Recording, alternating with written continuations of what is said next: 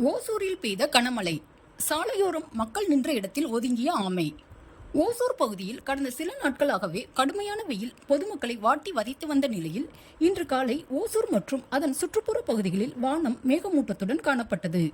இந்த நிலையில் இன்று மாலை திடீரென ஓசூர், பேரண்டப்பள்ளி, பத்தலப்பள்ளி, மோரணப்பள்ளி, குமுதைப்பள்ளி உள்ளிட்ட பகுதிகளில் கனமழை வெளுத்து வாங்கியது. கனமழையால் சாலையில் மழைநீர் ஆறாக பெருக்கெடுத்து ஓடியது. இந்த மழை காரணமாக தேசிய நெடுஞ்சாலைகளில் சென்ற வாகனங்களை வாகன ஓட்டிகள் மெதுவாக இயக்கி சென்றனர். இதனிடையே மழை காரணமாக பொதுமக்கள் சாலையோரங்களில் ஒதுங்கி நின்ற நேரத்தில் ஆமை ஒன்று ஒதுங்குவதற்கு இடம் தேடி பொதுமக்கள் நின்ற இடத்திற்கு வந்தது. இதனை பார்த்த பொதுமக்கள் ஆமைக்கு இடம் அளித்தனர்.